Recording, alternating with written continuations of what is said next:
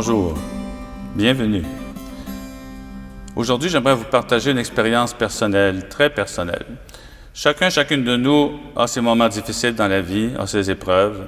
J'aimerais vous partager l'épreuve à date, du moins, c'est l'épreuve de ma vie. J'aimerais vous partager ça, pas tellement pour inciter sur l'épreuve, mais pour montrer comment j'en suis sorti grâce à Dieu. Pendant des années, pendant 11 ans, j'ai vécu dans une maison de retraite à Nicolette, sur le bord de l'eau, juste en face du Cap de la Madeleine. Ma chambre donnait sur la basilique du Cap, c'était magnifique. Notre terrain allait jusqu'au fleuve. Alors, un lieu enchanteur, merveilleux. Alors, on avait un grand boisé, Et aussi, il y avait des retraites à chaque fin de semaine. On prêchait des retraites. Mais avec les années, les retraites se sont espacées. On avait seulement une retraite par mois. Alors, beaucoup de temps libre, alors moins d'apostolat. Et c'était aussi un endroit isolé. L'hiver, c'était quasiment en campagne, alors c'était noir. Alors, petit à petit, bien moi, ça a eu une influence sur ma psychologie. À tel point que quelques années après avoir été là, on m'a donné une année sabbatique à Québec. Et c'était l'hiver et je sortais les lumières dans les rues. J'ai recommencé à revivre. Alors, je suis resté trop longtemps dans cette maison-là, malheureusement, mais il n'y avait personne d'autre qui pouvait y aller. Un jour, on a décidé de la vendre. Et à mon grand étonnement, tous mes confrères, on a fait un discernement, on s'est réunis dans un endroit, on a fait venir notre supérieur général, qui est un Américain. On s'est réunis dans une religion chez des religieuses, c'était pas une maison à nous. On a fait une journée de discernement et unanimement, on a décidé de vendre la maison. Je n'en revenais pas, parce que normalement, les gens qui n'avaient pas tellement connu cette maison-là, ils la trouvaient tellement belle qu'ils s'objectaient tout le temps à la vente. Alors, dès qu'on a vu que le discernement était unanime, le supérieur du Canada a dit devant tout le monde, « J'aimerais remercier Guy d'être resté là pendant tant d'années, parce qu'il savait que ça avait été difficile pour moi. » Dès qu'il a dit ça, les émotions ont monté en moi. Je me suis levé et j'ai couru à la salle de bain et j'ai pleuré comme jamais je n'ai pleuré dans ma vie. Tellement fort, même au point de vue verbal, que des religieux sont venus voir qu'est-ce qui se passait. Alors là, ça a été un signe, ça. Un signe que j'étais faible psychologiquement. Jusqu'à maintenant, je ne parlais pas de dépression, mais j'étais déjà en dépression, sans le savoir. Alors, notre supérieur général, l'Américain dont je parlais tantôt, une fois qu'on avait décidé de vendre la maison, il fallait bien qu'il me nomme en quelque part. Alors, il a dit, « Guy, je pense que tu as besoin d'un changement. » J'ai dit, « Oui, j'ai besoin d'un changement. » Bien, il dit, « On a justement besoin de quelqu'un en banlieue de Paris, en France, on a une maison. Est-ce que tu serais prêt à y aller? » Oui, oui, oui. Erreur. Notre supérieur général était assez jeune dans ce temps-là, il n'avait pas beaucoup d'expérience, c'est pas de sa faute non plus, mais il était témoin de ce qui s'était passé la journée du discernement. Il a vu que j'ai tellement pleuré, alors il aurait dû normalement savoir, « Oh, Guy, là, il y a quelque chose qui ne va pas. » Beaucoup de personnes font des dépressions quand ils sont envoyés à l'étranger. Si tu es faible psychologiquement, c'est certain presque que tu vas faire une dépression. C'est difficile d'aller vivre à l'étranger pour quelqu'un qui est en forme, qui a tous ses moyens. Alors, je suis arrivé là-bas. Quelques jours après, je commençais une dépression sévère. Et au bout de 3 semaines, j'ai dit à mon supérieur général, j'aimerais que tu téléphones aux confrères du Canada et que tu leur demandes s'ils sont prêts à m'accueillir. Et je savais ce que je disais là, parce que je savais dans quel état j'étais. Alors, ils ont accepté de m'accueillir. Et en France, il s'est passé quelque chose d'un peu spécial. Un de mes confrères m'a amené voir son médecin de famille. Et le médecin, il m'a vu, puis il a dit, « Vous êtes prête? » J'ai dit, « Oui, je suis prête. » Il dit, « Comment ça se fait? Vous n'avez pas toutes les ressources en vous pour combattre ça, une dépression? » Je n'en revenais pas qu'un médecin parle comme ça. À cause que je suis prête, là, il aurait fallu que j'ai en moi les ressources nécessaires. C'est de la psychologie, ça, la dépression. Même, ce n'est pas tellement psychologique. J'ai appris que c'est surtout physique. Et ça, c'est important de savoir ça. C'est physique. Moi, ma mère a fait plusieurs dépressions. Puis, quand j'étais plus jeune, j'étais fâché de son psychiatre. Parce que le psychiatre, jamais qu'il jasait avec ma mère, jamais qu'il parlait de ses problèmes. Tout ce qu'il faisait, c'est changer la médication. Et moi, je trouve ça terrible. Mais maintenant, je comprends. Il n'était pas psychologue. Le psychologue, il va voir un peu tes difficultés. Il y a un peu de ça qui est la cause d'une dépression. Mais pour guérir une dépression, ça prend de la chimie. Dans notre cerveau, il y a quelque chose qui ne fonctionne pas. Eh bien, il faut qu'on trouve la chimie exacte. Et ça prend du temps. Alors, ils m'ont accepté au Canada. Et là, mes confrères, dès que je suis arrivé à l'aéroport, même mes confrères, dès qu'il m'a vu, il a dit, « Mon Dieu, j'avais vraiment changé. Déjà, j'avais changé. » Alors là, on est au mois d'octobre. Et Je ne sais pas si vous connaissez un peu la dépression, mais la dépression, il y a beaucoup de culpabilité dans la personne qui fait une dépression. Alors moi, j'étais certain que j'étais damné. J'étais prêtre depuis des années, là. Et j'étais certain que j'étais damné.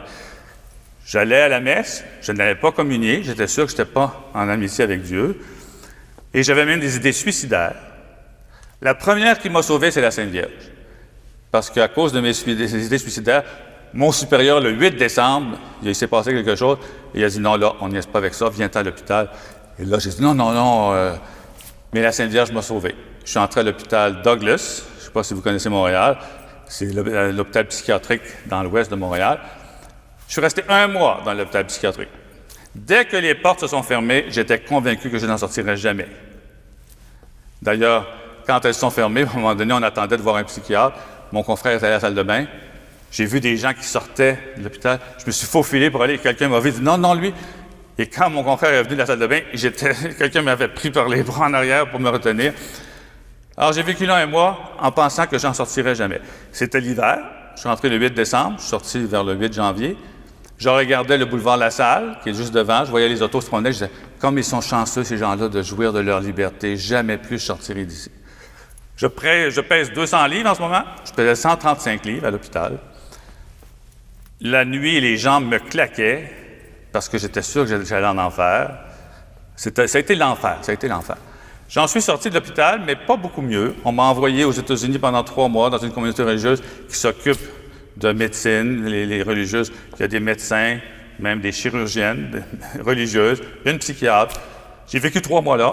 Je suis revenu, j'allais pas beaucoup mieux. Alors là, le temps passait. J'ai commencé en octobre la dépression et on était rendu au mois de juin. Et rien n'allait mieux. Alors j'ai dit, j'en sortirai jamais.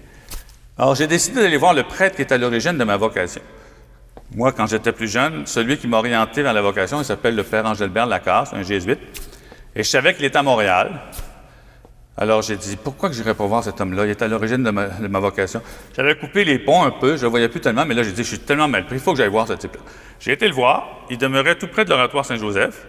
Il y a une maison des Jésuites, le centre Vimont, Brébeuf, vous connaissez peut-être la maison Brébeuf. Alors, je m'en vais le voir, et je suis sûr que dès qu'il m'a vu, il a vu que ça ne filait pas.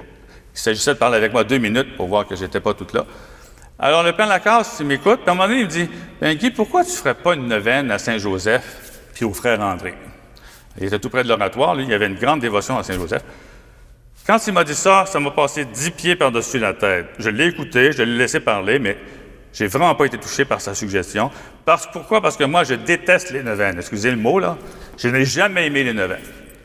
Premièrement, j'aime pas la prière, qu'il faut dire pendant 9 jours. Puis là, je suis revenu chez moi, puis je me suis dit, il m'est venu un passage de la Bible à l'esprit.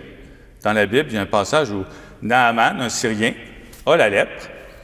Et puis, une femme de la Palestine lui dit, « Bien, si tu vas dans mon pays, il n'était pas de la Palestine, si tu vas dans mon pays, tu vas te voir, il y a un prophète, là, puis il va te guérir. » Alors, Naaman va là, puis il apporte des cadeaux, puis c'était le prophète Élisée, qui arrive à la porte. Le prophète Élisée n'est même pas sorti pour aller le voir, le saluer. Il a envoyé ses serviteurs, puis il a dit, « OK, dites à cet homme-là d'aller se baigner 7 fois dans le Jourdain, puis il va être guéri. » Alors, les serviteurs vont dire ça à Naaman.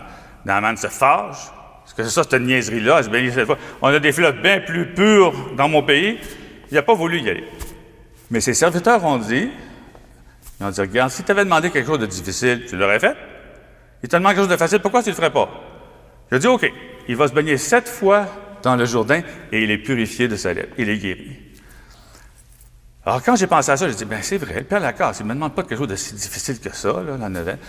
Alors, pour aimer la prière, j'ai dit, je vais la composer moi-même. Si je ne l'aime pas, ça va être de ma faute. Alors, j'ai composé une prière à Saint-Joseph, j'ai composé une prière au frère André, et j'ai pris ça au sérieux. Je me suis mis à genoux, chaque jour, à genoux, près de mon lit. J'ai dit ma prière à Saint-Joseph, j'ai dit ma prière au frère André. Après 3 jours, je me sentais mieux.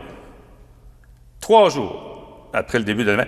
Et la chose la plus extraordinaire à mes yeux, c'est que j'étais convaincu que je ne ferais pas de rechute. Parce qu'une dépression, surtout une dépression majeure qui dure longtemps, il y a des moments où ça va bien, puis après ça, les médications ne font pas effet. Il faut qu'ils changent la médication. Tu recommences, ça va bien pendant le temps. Ça, on appelle ça des rechutes. Et j'en ai fait plusieurs rechutes, de octobre à juin. Et là, j'étais convaincu que je ne ferais plus jamais de rechute. Alors, c'est vrai que dans ce temps-là, on avait aussi changé ma médication, mais qui m'a mis en moi la certitude que tout irait bien, que c'était réglé? Ça venait certainement de Dieu. Moi, j'ai aucun... Alors, je me considère comme un miraculé de Saint-Joseph et du frère André. D'ailleurs, sur mon blog, si vous voulez lire mon témoignage, ça s'appelle « Guéri par le frère André ». Je suis un petit peu mal à l'aise avec ça parce que Saint-Joseph, c'est comme si je le mettais de côté, mais depuis quelque temps, j'ai mis sur, vous allez voir, j'ai mis le Saint-Joseph, puis j'ai mis le frère André à côté. Alors, j'aimerais vous dire quand même ce qui est sorti de cette dépression-là. Alors, moi, j'ai été guéri miraculeusement, selon moi, et il y a des choses extraordinaires qui ont changé en moi. Vous savez, notre Dieu, c'est un bon papa. S'il permet qu'on souffre, c'est uniquement parce qu'il sait qu'il y a du beau qui va en sortir. Uniquement pour ça. Et ça m'a changé pour le mieux. Ça a été l'enfer. Puis évidemment, quand tu es dedans, tu ne vois pas le bien qu'il y a là-dedans. Là. C'est comme dans la croix. On ne voit pas au début c'est quoi qu'il y a de si beau que ça dans le crucifié. Mais avec les années, j'ai réalisé à quel point je suis devenu beaucoup plus humble. Il n'y a plus rien presque qui me fait peur maintenant. Je n'aurais jamais été curé de paroisse. Je suis curé de paroisse en ce moment, à Montréal. Je n'aurais jamais été curé de paroisse si je n'avais pas fait de dépression. Pourquoi? Parce que j'ai toujours eu une peur bleue des responsabilités. J'ai jamais voulu avoir de responsabilité. J'aurais dit non, c'est certain. Il vient un moment où personne ne voulait être curé. J'ai dit OK, je vais être curé. C'est comme si plus rien ne nous faisait peur. Quand tu es descendu tellement bas, tellement profond, ben, tu ne peux que remonter. Alors, c'est ce que je voulais vous partager aujourd'hui. Et souvent, je prêche des retraites, plus maintenant, mais j'ai prêché des retraites. Et dès le premier jour, je partageais mon expérience, les curés n'en venaient pas. Tu es allé parler de ça aux gens, parce que c'est tabou, la dépression, c'est tabou, et c'est tellement malheureux, et il y a tellement de beau qui peut sortir de là. Alors, si vous-même, vous êtes en dépression ou que vous connaissez des gens, je vous invite à faire confiance. Il y a du beau dans ça. Au revoir.